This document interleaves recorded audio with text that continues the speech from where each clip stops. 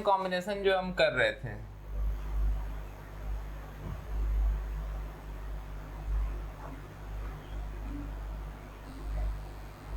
Combination नहीं, हम लोग सिर्फ परम्यूटेशन अभी कर रहे थे, ठीक है, कॉम्बिनेशन तो बाद में करेंगे। तो परम्यूटेशन से पहले मैंने आपको बता दिया था कि मान लेते हैं कि 4 लोग हैं, 4 पीपल, ठीक है, और यहाँ पे उनके नाम है A, B, C और D, ये 4 लोग हैं, ठीक है। इनको क्या करना था, ये 4 सीट थे, ये 4 सीट थे, इन चारों सीटों पे बिठाना था। तो कई तरीके हमने देखे, एक तो है तरीका कि A बैठे, B बैठे, C बैठे, D बैठे, A बैठे, B बैठ जाए, D बैठ जाए, C बैठ जाए, फिर A, B, A को छोड़ देते हैं, B को चेंज करते हैं, यहाँ पर C कर देते हैं, या और भी कुछ हो सकता था, A, B रख करके ये उल्टा कर दिया। अब यहाँ पर मैं चेंज करूँ, यहाँ पर मैं C डाल देता हूँ, तो यहाँ पर B, D कर सकते हैं, A, C और D, B कर सकते हैं, एंड सो ऑन। A से 4 बने, फिर B से 4 बनेंगे, फिर C से 4 बनेंगे, स्टार्टिंग A से 4 बने, फिर इस तरीके से कई अरेंजमेंट्स आप बना करके इन पे लोगों को बिठा सकते हो। 4 लोग हैं, 4 सीटें। मैंने ये बताया था कि यहाँ पर चारों में से पहली सीट पर बैठने के लिए अगर आप लोग आते हैं तो यहाँ पे चारों में से कोई एक बैठ सकता है। तो देयर आर 4 वेज, एक आदमी बैठ जाता है तो अब 3 आदमी बचेगा, तो यहाँ पर बैठने के लिए 3 लोग अवेलेबल हैं, 2 लोग बैठ चुके हैं, तो अब 2 लोग बचे हैं, दोनों में से किसी एक को बैठना है, सो देयर आर 2 वेज। अब लास्टली एक आदमी बचेगा तो उसके लिए सिर्फ एक वे बचेगा। इन सबको मल्टीप्लाई करेंगे, 4 3 जा 12, 2 जा 24। अगर आप इसको ऐसे ही लिखते जाओगे तो there will be total 24 ways, ठीक है, या हम कह सकते हैं देयर विल बी 24 परम्यूटेशंस, ठीक है। तो ये हमने अब ये कर चुके हैं। अब आगे का काम हम क्या करने वाले हैं कि मेरे पास 4 लोग नहीं है, सपोज करते हैं कि 2 लोग और आ जाते हैं, ठीक है। अब इसमें क्या है, 2 लोग और आ जाते हैं, तो अब क्या है, A, B, C, D, E और F, ये हैं 3 और 3 6 लोग हो गए। सीट जो है वो 4 ही है,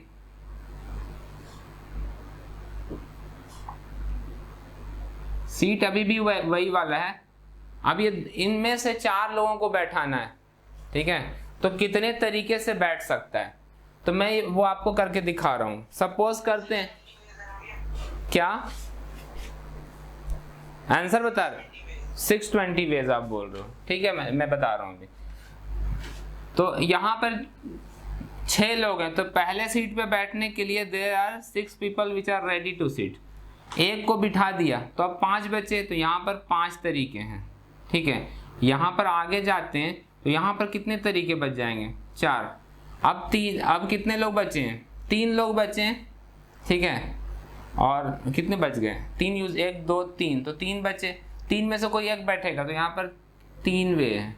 इन सबको मल्टीप्लाई कर देंगे तो कितना आ रहा है, 6 5 30, 12 12 360 आ रहा है ना, मैं गलत कर रहा हूँ, 12 6 25 30, 3 4 120, 120 या 360, यानी कि 360 तरीके हैं लोगों को बिठाने के। यहाँ पे 360 तरीके से ये लोग जो हैं वो बैठ सकते हैं इस पे, ठीक है। इनको हम 360 परम्यूटेशंस कहेंगे। देखो ये 2 अलग अलग परम्यूटेशन है। मैं मान लेता हूँ कि मैं यहाँ पर बिठाता हूँ A, C, D, E, ठीक है। अब मैं दूसरा तरीका ले रहा हूँ A, D, E, C, तो बैठे तो वही 4 लोग हैं। देखो A, C, D, E बैठा है, और यहाँ पे भी A, C, D, E ही बैठा है, बैठे वही लोग हैं, लेकिन उनका अरेंजमेंट बदल गया, ठीक है। तो कौन बैठ रहा है और किस अरेंजमेंट में बैठ रहा है, ठीक है, इसको इन दोनों बातों को मिला करके, यानी कि arrangement, number of arrangement, not only selecting कि हाउ कितने ये वही लोग सेलेक्ट हुए हैं बैठने के लिए, इससे मतलब नहीं है वो उनको अगर सेलेक्ट भी किया तो कितने तरीके से वो बैठ सकते हैं, वही 4 लोग, ठीक है। तो जितने भी तरीके हैं, जितने भी अरेंजमेंट्स, पॉसिबल अरेंजमेंट्स हैं, उनको हम कहते हैं परमुटेशन। ठीक है, तो इसी प्रॉब्लम को थोड़ा सा और सिंपल में बना करके एक फार्मूला डेवलप करता हूँ। ठीक है, तो वो फार्मूला देखते हैं। मैंने आपको पिछले क्लासेस में बताया था कि 5 × 4 × 3 × 2 × 1 इसको फैक्टोरियल 5 लिखा जाता है, या आपके बुक में 5 लिख करके एक्सक्लेमेटरी मार्क लिखा जाता है। ठीक है, अगर आपसे कहा जाए कि फैक्टोरियल 8 लिखो तो इसका मतलब क्या होगा, 8 × 7 × 6 × 5 × 4 × 3 × 2 × 1। ठीक है, यहाँ पर देखो, यहाँ पर 6 से लेके 3 तक तो लिखा हुआ है, लेकिन इसके आगे का नहीं है, 2 × 1 नहीं लिखा हुआ है। ठीक है, तो मैं काम करता हूँ, इसको ऐसे लिख देता हूँ, 6 × 5 × 4 × 3, ये तो हो गया, और अपनी मर्जी से 2 और × 1 मल्टीप्लाई कर देता हूँ। ठीक है, आंसर बदल जाएगा, 630 हो जाएगा। सो आपको ऐसा करने के बाद क्या करना होगा कि 2 × 1 से डिवाइड भी करना पड़ेगा, नंबर ऑफ अरेंजमेंट्स निकालने के लिए कि ये लोग 6 लोग जो हैं इन 4 चेयर्स पर कितने तरीके से बैठ सकते हैं। ये अरेंजमेंट निकालने के लिए हमने क्या किया, ये तो समझ में आ गया। अब इसमें मैंने क्या किया कि इसको कंप्लीट किया, 6 से लेकर के 1 तक किया। इसको करने का फ़ायदा क्या है, ठीक है, इसको करने का ये फ़ायदा है कि ऊपर वाले को तो आप फैक्टोरियल क्या लिख सकते हो 6, और नीचे वाले को क्या लिख सकते हो फैक्टोरियल 2। ठीक है, 6 और फैक्टोरियल 2। अब ध्यान देने वाला बात क्या है कि इसी को हम आगे लिख सकते हैं फैक्टोरियल 6। और ये 2 आया कैसे, ये 2 है क्या, तो आप इसको ध्यान से देखो कि 6 लोग थे टोटल, और सीट कितना है 4। अगर 6 में से 4 घटा दें तो क्या मिलेगा 2, यानी कि यहाँ पे 2 ना लिख करके हम इसको लिख सकते हैं फैक्टोरियल 6 - 4। ठीक है, ये आपने देखा। अब मैं आपको एक दूसरा एग्जांपल दिखा रहा हूँ।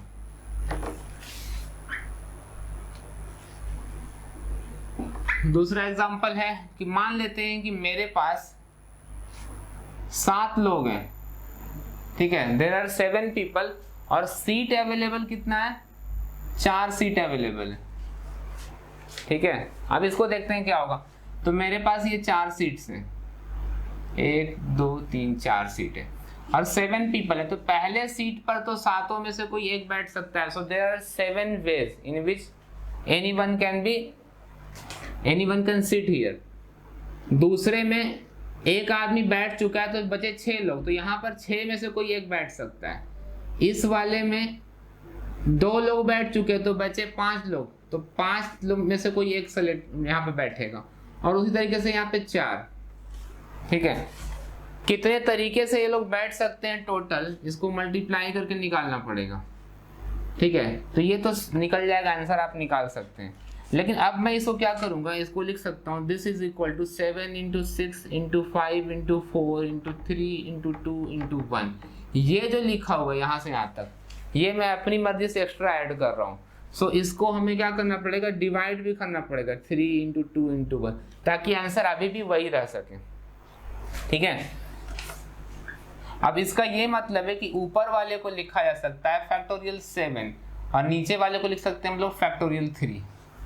ये 3 कहाँ से आया, 7 लोग थे, उसमें से 4 लोगों को बिठाना था, तो 7 - 4 करने से 3 आ रहा है कि नहीं।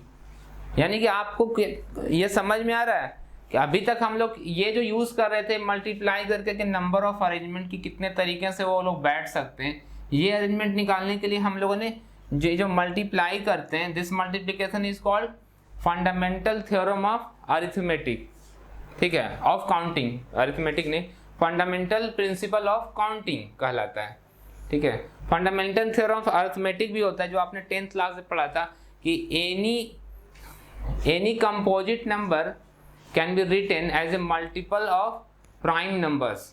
ठीक है, तो ये था फंडामेंटल थ्योरम ऑफ अरिथमेटिक, और हम लोग अभी पढ़ रहे हैं fundamental principle of counting.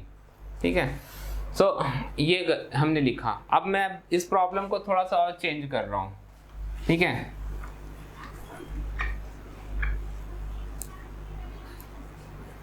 Problem change इस तरीके से कर रहे हैं कि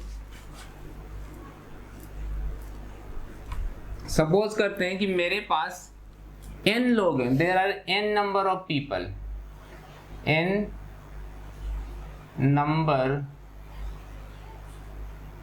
ऑफ पीपल, n लोग हमारे पास अवेलेबल है और सीट्स क्या है, r is equal to number of seats.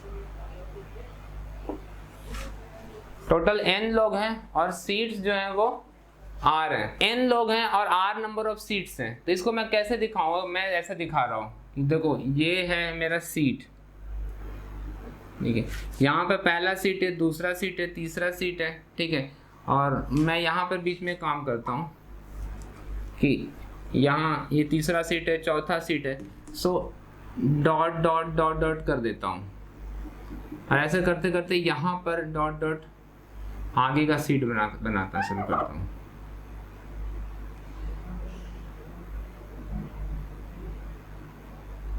ठीक है, ऐसे बहुत सारे सीट्स हैं। ये कहाँ तक जा रहे हैं, ये पहला सीट है, ये दूसरा सीट है, तीसरा सीट है, चौथा सीट, ऐसे करते करते ये आठवां सीट है।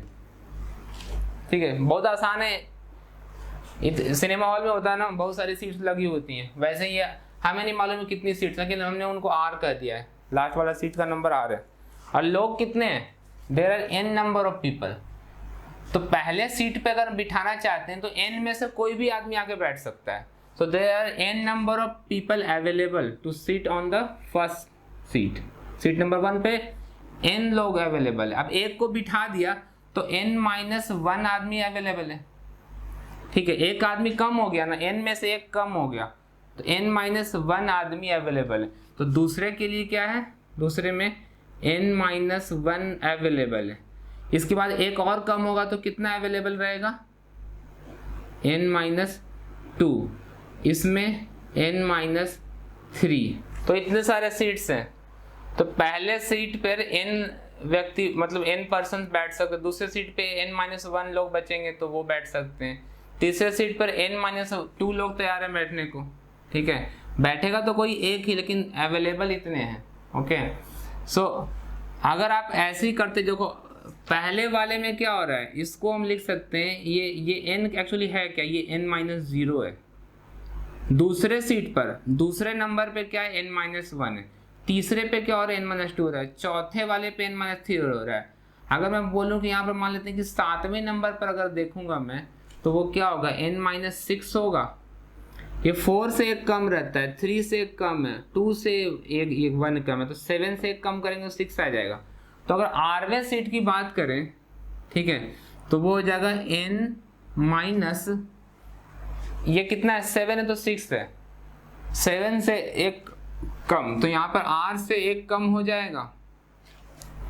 जो भी नंबर ऊपर में लिखा गया उससे एक कम नंबर घट रहा है। ठीक है, तो यहाँ पर n-r-1 लोग अवेलेबल हैं टू सिट, और उसके बाद जो बच जाएंगे उनको खड़ा रहना पड़ेगा। ठीक है, उसके बाद जो लोग बचेंगे उनको खड़ा रहना होगा, वो बैठ नहीं पाएंगे। ठीक है, इस चीज को हम लिख सकते हैं n-r+1। n-r+1, माइनस माइनस जो है वो प्लस हो जाएगा। ठीक है, यहाँ तक बिल्कुल क्लियर है कि फर्स्ट सीट पर n लोग बैठेंगे, सेकंड सीट पर n-1, ठीक है, फोर्थ पर थर्ड पर n-2, फोर्थ पर n-3। सो r पर क्या होगा, n-r-1। ठीक है, अब फंडामेंटल थ्योरम ऑफ अरिथमेटिक क्या कहता है कि नंबर ऑफ अरेंजमेंट जो होगा, ठीक है, टोटल नंबर ऑफ अरेंजमेंट्स या the ways in which the people can be are allowed to seat.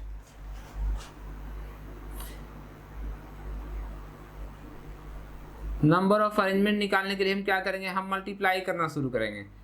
n into, मैं इंटू का साइन के बदले सीधे ब्रैकेट डाल रहा हूँ, n-1, चलो डाल ही देते हैं, n into n-1 into n-2 into n-3 into dot dot dot dot up to n-r+1। ठीक है, ये आपका क्या होगा, नंबर ऑफ अरेंजमेंट्स हो जाएगा, ठीक है।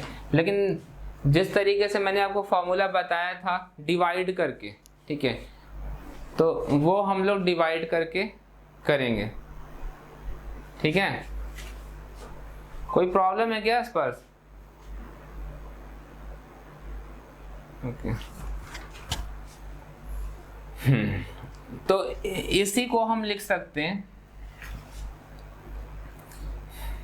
देखो फैक्टोरियल n को जरा देखें, इसको मैं साइड में बता रहा हूं। फैक्टोरियल n, फैक्टोरियल n को क्या लिखा जा सकता है? इसको हम लिख सकते हैं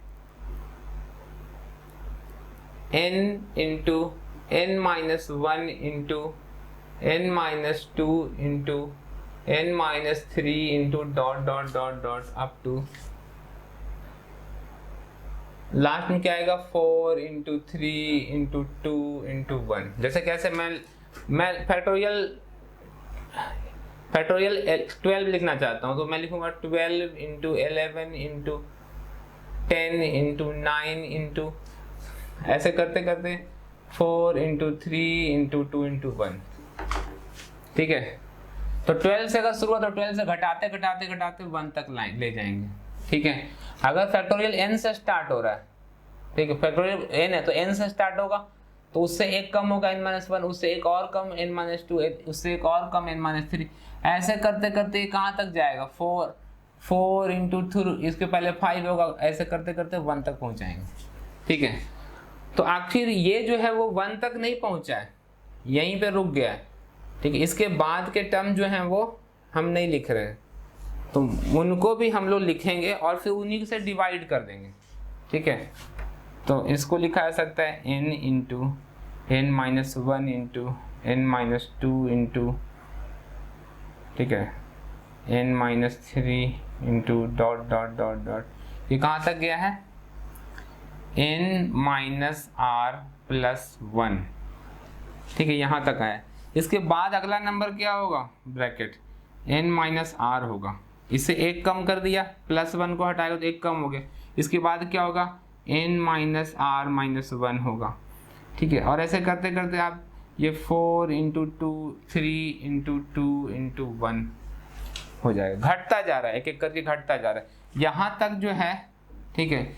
यहाँ तक तो हमने लिख दिया था, उसके बाद ये टर्म जो है ना एक्स्ट्रा डाला है, तो ये जो टर्म एक्स्ट्रा डाला है ये सेम टर्म नीचे लिख करके डिवाइड करके हटाएंगे ना, ये जो हम एक्स्ट्रा अपनी मर्जी से डाल रहे हैं, ठीक है, इस एक्स्ट्रा ब्रैकेट वाले बॉक्स वाले टर्म को नीचे भी लिखना पड़ेगा ताकि ये वही वाला बचा रहे।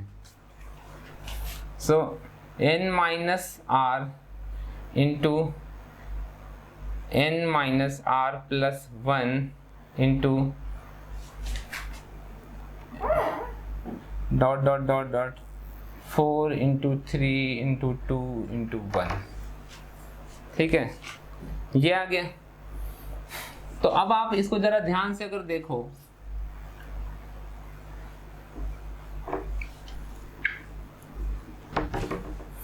कि ऊपर में क्या लिखा हुआ, ऊपर में शुरू हो रहा है n से और पहुंच रहा है क्या 1 तक घटते घटते, यानी कि ऊपर में जो लिखा हुआ वो क्या है, फैक्टोरियल n है, ठीक है। और नीचे में क्या है, एक एक घटता जा रहा है, n माइनस r था, ये मैंने माइनस प्लस 1 नहीं, ये माइनस 1 होगा, ये देखो ये माइनस 1 था तो यहाँ भी माइनस 1 आएगा, इससे एक कम हुआ, एक कम होगा, एक कम होगा, इसके बाद अगला आएगा n minus r minus 2, n minus r minus 3, ऐसे जाएगा और घटते घटते 4 इंटू 3 इंटू 2 इंटू 1 हो जाएगा। तो ये कहाँ n माइनस r से स्टार्ट हुआ, पहुंच रहा है कहाँ 1 तक, यानी कि किसका फैक्टोरियल होगा, ये n माइनस r का फैक्टोरियल होगा, ठीक है। तो आपने देखा था ना कि 7 लोग थे, 3 सीट पे बिठाना था, तो ये कितना आया था, फैक्टोरियल 7 अपॉन फैक्टोरियल 7 माइनस 3 आ गया था, ठीक है। 6 लोग थे, उनको 3 सीट पे, ये 4 सीट्स पे बिठाना था, ठीक है। 6 लोग थे और सीट 4 था, तो फैक्टोरियल 6 अपॉन फैक्टोरियल 6 माइनस 4 ही आया था। n लोग थे और r सीट पे बिठाना था। n लोगों को r सीट नंबर, मैं इधर नीचे लिख देता हूँ, n लोग थे, उनको r नंबर ऑफ सीट्स पे बिठा देना था। तो वो कितना आ गया, वो आया factorial n upon n minus r। ठीक है, यानी कि n नंबर ऑफ पीपल हैं और उनको बिठाना कितने सीट पर है, उनको बिठाना है r नंबर ऑफ सीट्स पे। n लोगों को r सीट्स पे बिठाना है। ठीक है, तो इसको ऐसे एरो ना लिख करके लोग यहाँ पे क्या करते हैं, ऐसे p लिख देते हैं। ठीक है, there are n number of terms which has to be adjusted in r number of spaces. ठीक है, n टोटल क्या है आपके पास, पीपल हैं, और r क्या है, सीट्स हैं। तो कितने नंबर ऑफ अरेंजमेंट्स पॉसिबल हैं, इसी को हम कहते हैं परमुटेशन का formula, formula for number of arrangements और नंबर ऑफ परमुटेशंस।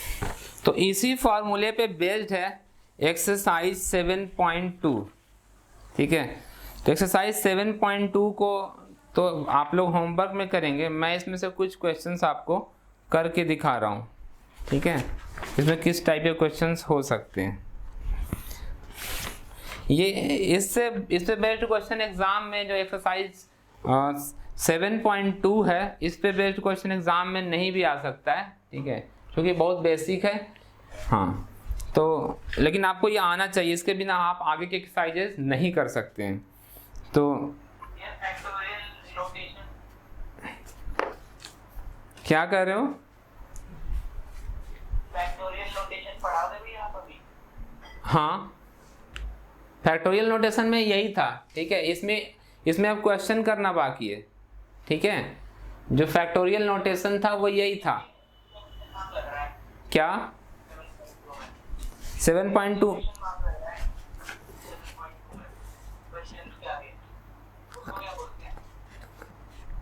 ये जो ऐसे लिखा हुआ है, ऐसे 8 लिख करके ये जो साइन दिया हुआ है, ये तो मैंने स्टार्टिंग में ही बता दिया था कि आप चाहो तो इसको ऐसे लिख सकते हो या आप चाहें तो इसको ऐसे लिख सकते हैं। दोनों सेम चीज़ है, लिखने के अलग अलग तरीके। कुछ लोग ऐसे लिखते हैं, कुछ लोग ऐसे लिखते हैं। ठीक है, बुक ये कुछ ऐसा है, मैं आपको बता रहा हूँ कि अगर आप टाइपिंग देखते हो तो कुछ लोग ए ऐसे लिखते हैं, मतलब टाइपिंग में ए ऐसे लिखा जाता है, लेकिन हम कॉपी में कैसे लिखते हैं, ऐसे लिखते हैं। ठीक है, कन्वेंशन है, लोग टाइपिंग में ए इस तरह का भी लिखा जाता है, फॉन्ट होता है, और ये ऐसे लिखा जाता है रिटन, हैंड रिटन में। हाँ, तो सेम चीज़ है, ये 8 फैक्टोरियल लगाने से कई बार कुछ गलतियां हो जाती हैं। ठीक है, तो कुछ लोगों ने इसको ऐसे लिखना शुरू किया। ठीक है, अब कौन ज़्यादा पुराना है ये मुझे भी नहीं मालूम है, कौन सा साइन जो है वो ज़्यादा पुराना है। ठीक है, एनसीईआरटी में ये वाला साइन यूज़ किया गया है, कुछ बुक्स में ये यूज़ किया गया है। मैं दोनों यूज़ कर लेता हूँ टाइम टू टाइम। ठीक है, आप एग्जाम में ये वाले दोनों साइंस यूज किए जा सकते हैं, फिर आपको ऐसा ना कंफ्यूजन हो जाएगी कौन सा ये है कि ये है क्या। तो मैंने आपको दोनों बता दिए हैं। ठीक है,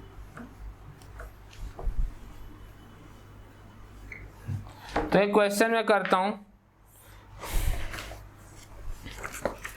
जैसे दिया हुआ है इवेल्युएट,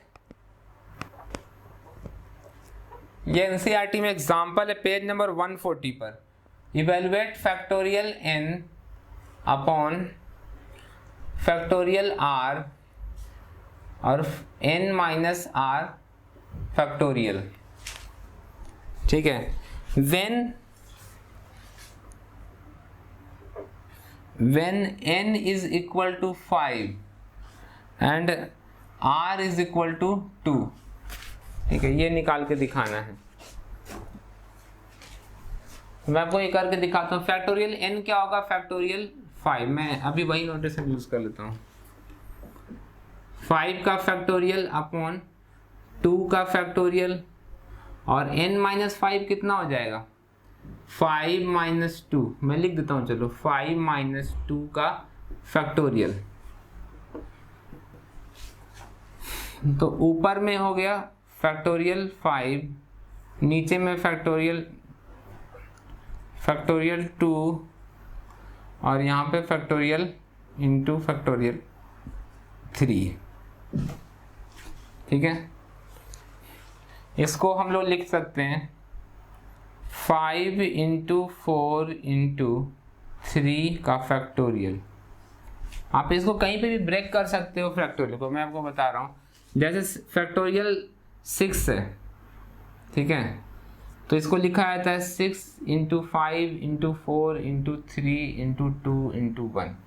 मैंने यहीं तक छोड़ दिया, इसको अलग कर दिया, तो इसको मैं लिख सकता हूँ ना 6 इंटू 5 इंटू फैक्टोरियल 4, ऐसे लिखा जा सकता है। ठीक है, यहाँ से लेके यहाँ तक को मैंने फैक्टोरियल में लिख दिया। सो मैंने 5 को वैसे लिखा है, 5 इंटू 4 कर दिया, और बाकी फैक्टोरियल 3 इंटू 2 इंटू 1 को फैक्टोरियल 3 लिख दिया है। नीचे में फैक्टोरियल 2 जो है वो 2 इंटू 1 हो जाएगा। ये जो फैक्टोरियल है 3 का फैक्टोरियल मैंने वैसे ही लिख दिया है, तो ये दोनों क्या होंगे, कैंसिल हो जाएंगे। ठीक है, तो 5 और ये भी कैंसिल होगा, 2 2 जा 4 होकर के 5 2 जा 10 आ गया। तो इस तरीके से आप फैक्टोरियल के क्वेश्चंस को सॉल्व करेंगे। ठीक है, मैंने आपको 7.2 के जो क्वेश्चंस हैं वो आप लोग कर सकते हैं। इसमें से एक क्वेश्चन मैं और करके दिखाता हूँ, जैसे एग्जाम्पल 8 है वो मैं करता हूँ।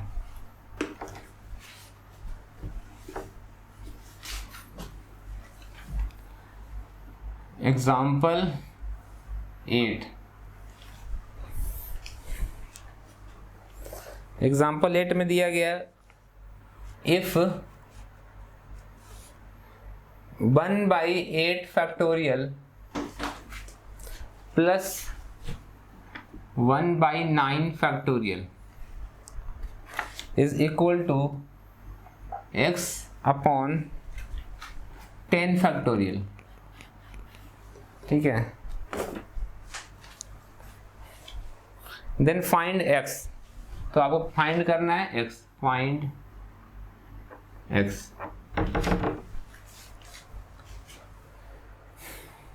तो यहाँ पर जो फैक्टोरियल्स हैं वो कम है, ये फैक्टोरियल क्या है, बड़ा है, तो मैं इसको ऐसे लिख सकता हूँ 1/, ये तो फैक्टोरियल 8 मैंने छोड़ दिया, प्लस 1/, इसको मैं लिख दूंगा 9 इंटू फैक्टोरियल 8। ठीक है, is equal to x upon 10 into 9 into factorial 8। इससे फायदा क्या हो रहा है कि फैक्टोरियल 8 तीनों में आ गया। ठीक है, अब मैं क्या करूँगा, लेफ्ट हैंड साइड में 1 फैक्टोरियल 8 जो है वह मैं कॉमन निकाल लेता हूँ, तो यहाँ पर 1 आ जाएगा, यहाँ पे 1/9 आ जाएगा, is equal to x upon 90 into factorial 8। दोनों साइड ये जो फैक्टोरियल 8 है हम ये कैंसिल कर देते हैं, और तब आएगा, इनको ऐड करते हैं, 9 1 जा 9, ये 10 आ जाएगा, 10 upon 9 is equal to x upon 90। ठीक है, सो 9 से कैंसिल करेंगे तो यहाँ पे 10 आ जाएगा, this implies x is equal to 100। ठीक है, तो इस तरीके से हम लोग इसको सॉल्व कर सकते हैं। तो based on the formula exercise 7.2 बहुत आसानी से आप कर सकते हैं। ठीक है, अब मैं आपको कुछ इंटरेस्टिंग क्वेश्चंस या केसेस में करवा रहा हूँ। ठीक है, जिसमें कि चलो मैं एक एग्जांपल लेता हूँ।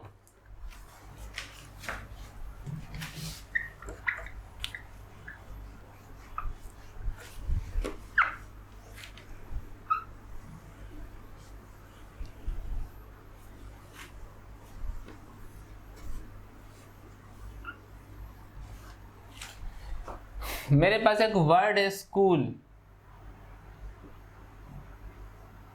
ठीक है, स्कूल एक वर्ड है। ठीक है, इस वर्ड को यूज करके पिछली क्लासेस में मैंने आपको बताया था कि अगर आपको, मैं वो करके एक बार बताया तो हो सकता है कि आपके दिमाग से निकल गया। स्कूल वाला हम लोग एग्जांपल करेंगे। मैं आपको पहले एक सिंपल केस करवाता हूँ। मान लेते हैं कि मेरे पास एक वर्ड है, किसी का नाम ले लेते हैं, SITA, सीता नाम है।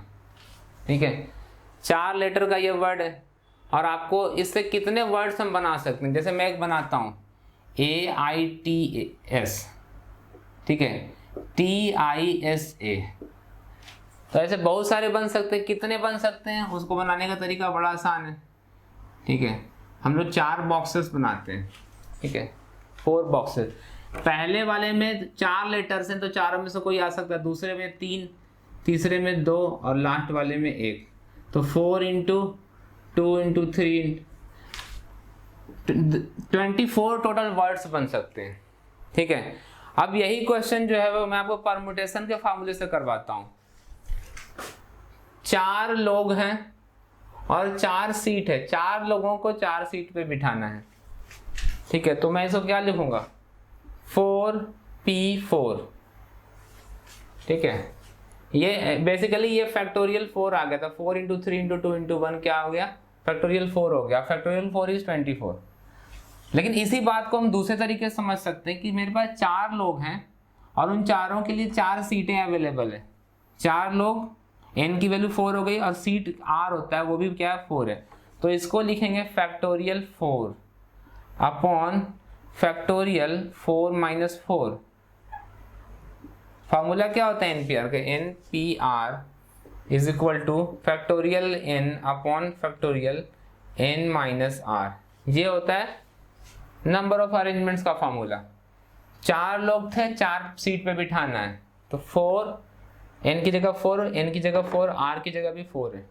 तो इसको लिखेंगे फैक्टोरियल 4 अपॉन फैक्टोरियल 0। और आपको मालूम है कि ये फैक्टोरियल 4 जो होता है वो 24 होता है और फैक्टोरियल 0 कितना होता है, 1 होता है। तो कितना आ गया, 24, ठीक है। तो इसका ये सीधा मतलब है कि NPN जो होता है ये होता है फैक्टोरियल n ही होता है।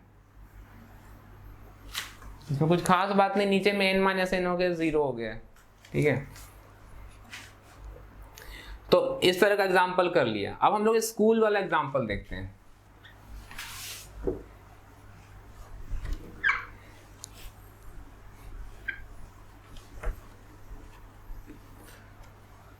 एक वर्ड है SCHOOL, ठीक है। इनके सारे लेटर्स को यूज करना है, ऐसा नहीं कि कोई लेटर छोड़ देना है, सारे लेटर्स यूज करने। और कितने वर्ड्स बन पाएंगे, तो कितने हैं, 1 2 3 4 5 6, टोटल 6 लेटर्स आर अवेलेबल। हाँ, एक O जो है वो 2 बार आपको मिलता है, ठीक है। जुड़वा हैं जो चले आए हैं, जुड़वा भाई होते हैं ना, वही चले आए हैं। और एक भाई इधर बैठे उधर बैठे, किसी को मालूम ही नहीं चल रहा। तो 3 और 3 6, हम 6 बॉक्सेस बना लेते हैं। 3 4 5, 3 2 5, एक और चाहिए। तो 6, देयर आर 6 पीपल, ठीक है, और उनके लिए 6 सीट अवेलेबल है। तो पहले वाले सीट पर कितने लोग बैठ सकते हैं। मैं एक काम कर रहा हूं, पहले मैं क्या करूंगा कि इस O को, इन 2 लोगों को, मेरे पास, मैं एक फॉरेंसिक साइंटिस्ट हूं और मैं उन दोनों का DNA देख सकता हूं मशीन में, माइक्रोस्कोप में किसी तरीके से, और मैं पहचान सकता हूं। बाकी लोगों को समझ में नहीं आने वाला है कि दोनों लोग जो हैं वो एक्चुअली अलग अलग हैं, सबको डुप्लीकेट लगता है, कोई अंतर नहीं कर पाता। कि मैं फॉरेंसिक साइंटिस्ट हूँ, मैं आसानी से, या जो भी माइक्रोबायोलॉजिस्ट हूँ, वो बता सकता हूँ कि दोनों एक्चुअली, दोनों का DNA अलग है, शक्ल एक जैसा दिखता है लेकिन वो दोनों है नहीं। तो मैं इसको O1 और O2 के नाम से पहचानता हूँ, ठीक है। मैंने इनको नाम रख दिया O1 और O2। बाकी लोगों के लिए ये सेम है, लेकिन मेरे लिए मैं इनको आइडेंटिफाई कर सकता हूँ। तो अब मेरे पास 2 सेम है, फिर भी मैंने उनको अलग मान लिया। तो 6 लोग हैं, तो यहाँ पे 6 अरेंजमेंट, फिर यहाँ पे 5, यहाँ पे 4, यहाँ पे 3, यहाँ पे भी 2, फिर यहाँ पे 1, यानी कि टोटल मल्टीप्लाई करेंगे तो ये आ जाएगा फैक्टोरियल 6 तरीके। There are factorial 6 ways of arranging, मतलब अलग अलग नाम आप रख सकते हो। जैसे कि मैंने रखा CHOSOL, SCHOOL, तो ये एक वर्ड बन गया, ठीक है। अब मैं यहाँ पर O1 लिख सकता हूँ, O2 लिख सकता हूँ, ठीक है। तो मैं जानता हूँ कि एक्चुअली जो बड़ा भाई है वो यहाँ बैठा हुआ है, छोटा यहाँ बैठा हुआ है। लेकिन बाकी दुनिया के लोगों को नहीं समझ में आएगा, उनके पास डीएनए टेस्टिंग की मशीन नहीं है। वो CH O2SO1L को वो वही समझेंगे, उनको लगेगा कि ये तो वही है, इस अरेंजमेंट और इस अरेंजमेंट में, इन दोनों अरेंजमेंट्स में नॉर्मल लोग डिफरेंस नहीं कर पाएंगे। जबकि जो डीएनए टेस्टिंग कर रहे हैं वो जानते हैं कि ये वाला जो है बड़ा भाई इधर बैठा हुआ है, छोटा या जो भी बड़ा छोटा, ठीक है, मैंने उनको 1 2 कह दिया, ठीक है। तो नॉर्मल लोग क्या देखेंगे, नॉर्मल लोगों के लिए ये 2 अरेंजमेंट जो हैं वो सेम अरेंजमेंट होगा, ठीक है। यानी कि हम उनको कम नंबर ऑफ अरेंजमेंट दिखाई देंगे। अगर हम O1 और O2 को अलग मानते हैं, so these are 2 different arrangements. लेकिन अगर O1 और O2 से लेबल हटा दें सब स्क्रिप्ट, तो ये दोनों में कोई अंतर नहीं है, फिर ये 2 अरेंजमेंट नहीं रह जाता, एक ही अरेंजमेंट रह जाएगा, ठीक है। तो कहने का ये मतलब है कि अगर ये दोनों अलग अलग लेटर्स हैं तो नंबर ऑफ अरेंजमेंट ज़्यादा है, और अगर दोनों सेम हो जाता है तो नंबर ऑफ अरेंजमेंट कम हो जाता है, क्योंकि इनके एक्सचेंज से कोई नया वर्ड क्रिएट नहीं हो पाता, ठीक है। यानी कि नंबर ऑफ अरेंजमेंट कम होगा, यानी कि फैक्टोरियल 6 तो नहीं होगा, उससे कम होगा, ठीक है। तो आप कोई भी वर्ड बना लो, आप कोई भी वर्ड बना लो, जैसे मैं एक वर्ड बनाता हूँ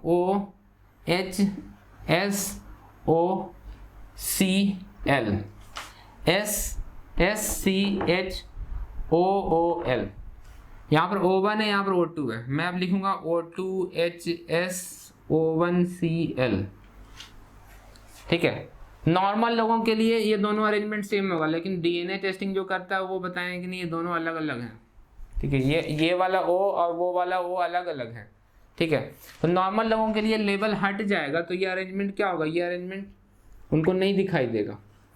यानी कि हम देख सकते हैं कि इन दोनों के एक्सचेंज होने की वजह से कोई नया अरेंजमेंट क्रिएट नहीं होता। तो 2 लोग जो अगर एक्सचेंज हो रहे हैं, तो आपको मालूम है जितने भी आपको बनाने बना लो, ठीक है, सबके 2-2 बन सकते हैं। नॉर्मल लोगों को जो दिखाई दे रहा है और डीएनए वाले को दिख रहा है वो जस्ट डबल दिख रहा है, ठीक है। ये वाला वर्ड नॉर्मल को दिखाई देगा, डीएनए वाला ऐसा 2 दिखेगा, एक्सचेंज करके दिखेगा। यानी कि टोटल नंबर ऑफ अरेंजमेंट वो डबल दिखेगा डीएनए जो टेस्टिंग कर सकता है, और जो नहीं कर सकता उनको वो दिखाई नहीं देगा अरेंजमेंट। तो हम ये देख सकते हैं कि टोटल अरेंजमेंट जो 6 नहीं है, एक्चुअली वो 6/2 है, हाफ हो जाता है अरेंजमेंट सीधा, ठीक है। तो ये डिवीजन हुआ, ओके। तो अब मैं एक दूसरा वर्ड लेता हूं, ठीक है, जिससे कि और ये क्लियर होगा।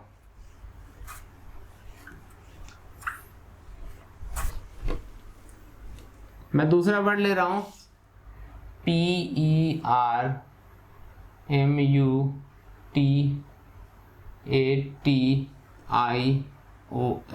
एक मिनट, नहीं ये वर्ड नहीं ले रहा हूँ मैं कोई दूसरा वर्ड निकालता हूँ, बॉक्स से निकाल लेते हैं कोई वर्ड।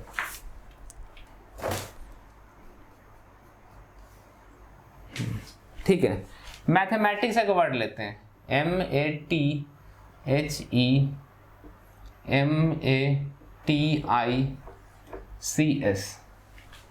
इन सारे लेटर्स को यूज करते हुए हमें वर्ड बनाना। तो कितने हैं, 1 2 3 4 5 6 7 8 9 10 11, टोटल 11 है, ठीक है। 11 लेटर्स हैं, तो हम लोग 11 बॉक्सेस बनाएंगे, 1 2 3 4 5 6 7 8 9 10 11, टोटल 11 बॉक्सेस हैं। अगर सब अलग अलग होते, अब सेम वाला कौन है, मैं वो जरा उनको मार्क करता हूँ। देखो ये T और ये वाला T सेम है, और कोई चीज मैच हो रही है, MATHE, ये A मैच हो रहा है, A और ये A, फिर देखो ये M और ये M, ठीक है, और तो कोई चीज मैच नहीं हो रही है, ठीक है। अगर ये सारे अलग हैं, मैं एक को M1 मानूंगा, एक को M2 मानूंगा, एक को A1 मानूंगा, एक को A2 मानूंगा, एक को T1 मानूंगा, एक को T2 मान लूंगा, ठीक है। और सबको अगर अलग मानेंगे तो इसमें 11, इसमें 10, इसमें 9, ऐसे करते करते कितने टोटल वेज होंगे, there will be factorial 11 ways in which this can be arrange, ठीक है। लेकिन आपको पता है कि M1 और M2 जो है वो एक ही है, उनके एक्सचेंज होने से कोई नया वर्ड नहीं बनेगा। उसी तरीके से T1 और T2 के एक्सचेंज होने से कोई नया वर्ड नहीं बनेगा। उसी तरीके से A1 और A2 के एक्सचेंज होने से कोई नया वर्ड नहीं बनेगा। यानी कि ये तीनों जो हैं, जो एक ही लेटर हैं, उनके एक्सचेंज होने की वजह से कोई नया वर्ड नहीं बन पाएगा। ठीक है, तो यानी कि नंबर ऑफ अरेंजमेंट डिक्रीज होगा। M 2 बार आया है, तो जितने भी अरेंजमेंट हम बना सकते हैं लिख देंगे, और उन सब में से जो M1 M2 और M2 M1 जो एक्सचेंज हुआ उन सबको काट देंगे, हटा देंगे, तो यानी हाफ हो जाएगा। M के एक्सचेंज की वजह से नंबर ऑफ अरेंजमेंट जो होगा वो कम होगा, सो मैंने 2 से डिवाइड किया। उसी तरीके से T भी 2 बार आया है, तो वो भी कम करेगा अरेंजमेंट को, तो 2 आ गया, फिर से डिवाइड। उसके अलावा फिर A जो है वो भी 2 बार प्रेजेंट है, तो वो भी उनके एक्सचेंज से भी कुछ नया नहीं बनेगा, तो 2 से डिवाइड कर दिया गया। ठीक है, तो ये है आपका नंबर ऑफ अरेंजमेंट। ठीक है, अब मान लेते हैं कि कुछ ऐसा, मैं आर्बिट्ररी कोई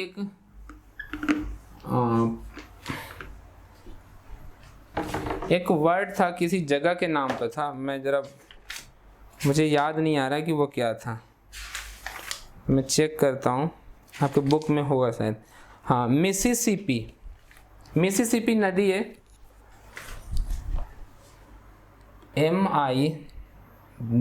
MISSIPI, Mississippi, MISSIPI।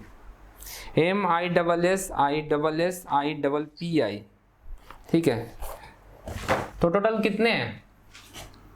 1 2 3 4 5 6 7 8 9 10 11, total 11 letters हैं। ठीक है, अगर ये सारे लेटर्स अलग अलग हम मानते हैं सबको, तो टोटल फैक्टोरियल 11 वेज में ये अरेंज हो सकते थे। इनको अरेंज करने के फैक्टोरियल 11 तरीके हैं, लेकिन इनमें से जो ये S जो है वो 4 बार आ रहा है। ठीक है, P जो है वो 2 बार आ रहा है, और I जो है वो 3 बार आ रहा है। ठीक है, तो ये तीनों तो एक ही चीज़ है, उनको एक्सचेंज कराओगे। ठीक है, मान लेते हैं कि ये क्या बोल रहे हो, अच्छा I 4 बार आ रहा है। ठीक है, हाँ ठीक है, ये इसको I1 मानेंगे, इसको I2 मानेंगे, I3 मानेंगे, I4 मानेंगे।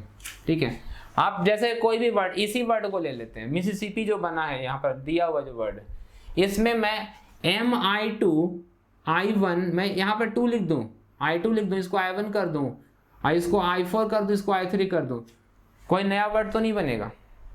ठीक है, तो हम कितने तरीके से अरेंज कर सकते हैं? 1 2 3 4, I1 I2 I3 I4।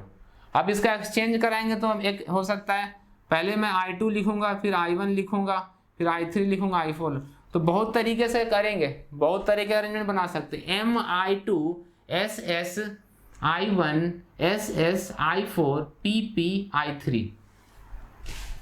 तो हम इन अरेंजमेंट से कोई फर्क नहीं पड़ेगा, अगर इन दोनों को एक्सचेंज कर दिया जाए, या इन दोनों को एक्सचेंज कर, या इन दोनों को एक्सचेंज करें, या इन दोनों को एक्सचेंज कर दें, या फिर इन दोनों को एक्सचेंज कर दें, इनके एक्सचेंज से कोई नया वर्ड नहीं बनने वाला है। यानी कि इनके एक्सचेंजेस जो है बेकार हैं, वो नंबर ऑफ अरेंजमेंट्स को इंक्रीज नहीं करने वाले। तो आखिर कितने अरेंजमेंट बन सकते हैं इन चारों के? I1 I2 I3 I4, I1 I2 I3 I4, I2 I1 I3 I4, मैं I3 I2 I1 I4, तो ये अरेंजमेंट कितने होंगे? फैक्टोरियल 4 अरेंजमेंट बन सकते हैं। ठीक है, 4 हैं तो चारों को अरेंज करने कितने तरीके होते हैं? फैक्टोरियल 4 तरीके। तो फैक्टोरियल 4 वेज जो हैं वो तो हमारे बेकार हो गए, so we will divide by factorial 4। ठीक है, उसी तरीके से ये S कितनी बार आ रहा है? 1 2 3 4 बार आया है, so we will divide by factorial 4। Number of arrangements will decrease. ठीक है, अगर मेरे पास एक वर्ड होता PSAQRTWXU 1 2 3 4 5 6 7 8 9 I 10 M। ठीक है, ये भी 11 लेटर का ही है।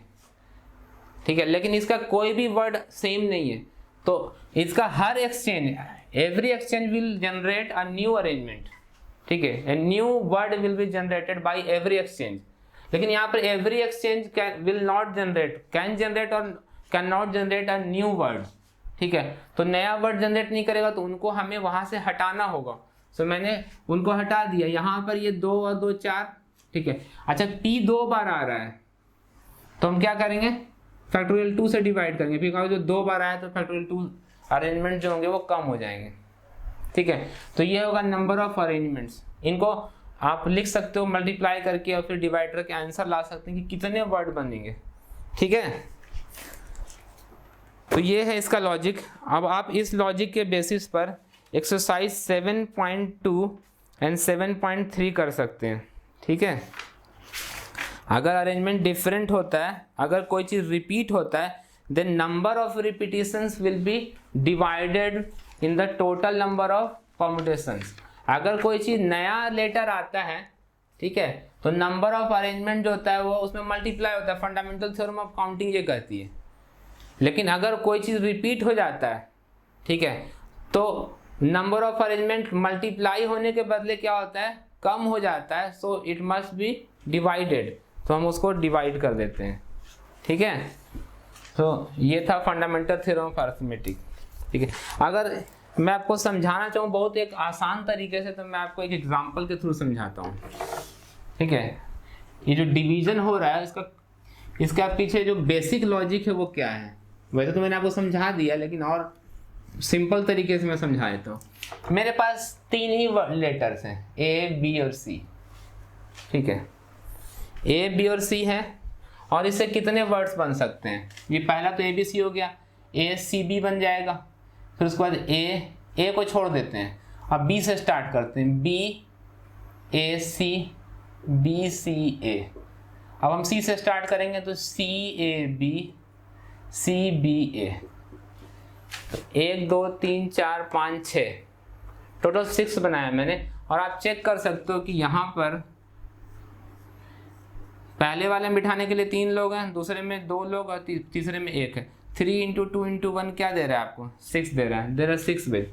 अब मैं क्या करता हूँ, मैं ये लेता हूँ A और B, रिपीट कर दिया है। नंबर ऑफ अरेंजमेंट्स कितना आएगा देखो, मैं लिखूंगा AAB, ABA, A से शुरू होने वाला खत्म हो गया। अब उसके बाद मैं लिखता हूँ B से स्टार्ट करता हूँ, BAA, ठीक है। अगर मैं थोड़ी देर के लिए मैं एक काम करता हूँ कि मैं इसको A1 और A2 लिख देता हूँ। सो A1 BA2, ठीक है। फिर A1 से स्टार्ट होने वाले 2 बन सकते थे, बना दिए। अब मैं क्या करूँगा, B से स्टार्ट करता हूँ या A2 से स्टार्ट कर लेता हूँ, A2 A1B, A2B A1, A2 का खत्म हुआ। सबके 2 बने हैं, देखो A का 2, B से स्टार्ट होने वाले 2, C से स्टार्ट होने वाले 2, A1 से स्टार्ट होने वाले 2, A2 से स्टार्ट होने वाले 2, और B A1 A2 और B A2 A1, ठीक है। नाउ एवरी एक्सचेंज जो हो रहा है वो कुछ ये वाला और ये वाला, इन दोनों में कुछ नया नहीं है। वो तो हमने नहीं, इसमें नहीं, मैं A1 A2 जो है B के साइड में पड़ा हुआ है, ये दोनों देखो, ठीक है। इसके बाद ये दोनों आप देख सकते हो, और उसके बाद ये दोनों, ठीक है। ये दोनों कोई नया नंबर जनरेट नहीं कर रहे हैं, ठीक है। तो इन दोनों को मिलाकर क्या मिलेगा, एक AAB, ठीक है। इन दोनों को मिलने से ये जो मैं लिख रहा हूं वो देगा आपको ABA, और इन दोनों से मिल रहा है हमें BAA। तो 3 ही अरेंजमेंट मिला है। तो आप देख सकते हो कि ये एक्चुअली क्या है, 6 को 6 से 3 कैसे आया, जब हम 2 से डिवाइड करेंगे तभी तो आएगा। और यानी कि पहले क्या था, 3 था, 6 फैक्टोरियल 3 यानी 6 था, डिवाइडेड बाय रिपीट कितने हो रहे हैं, 2 divided by factorial 2। So in this way the number of arrangement is decrease, ठीक है। और हम उनको डिवाइड करके ला सकते हैं कि कितना कम हुआ। 6 से 3 हो गया, डिवाइडेड बाय 2 हो गया। तो आप इसको 4 पे चेक करके देख सकते हो, 2 पे करके देख सकते हो, ठीक है। तो इस तरीके से हम लोग अगर रिपीटिशन होता है तो हम डिवाइड करके नंबर ऑफ परम्यूटेशन फाइंड करते हैं। ठीक है, तो आगे हम लोग अब नेक्स्ट क्लास में करेंगे। ठीक है, आप लोगों का होमवर्क क्या होगा? होमवर्क है एक्सरसाइज 7.2 एंड 7.3, तो इसका हम लोग डिस्कशन करेंगे। ठीक है, आप लोग पहले एग्जाम्पल कर लेना, और जो सॉल्व एग्जाम्पल, बिना सॉल्व एग्जाम्पल की आगे नहीं बढ़ना चाहिए, तो पहले आप सॉल्व एग्जाम्पल करेंगे और उसके बाद ही एक्सरसाइज करना है। ठीक है, और चूंकि इसके बाद फिर परम्यूटेशन खत्म हो जाएगा और कॉम्बिनेशन स्टार्ट हो जाएगा। ठीक है, तो पहले आप लोग ये वाला एक्सरसाइज कर लीजिएगा।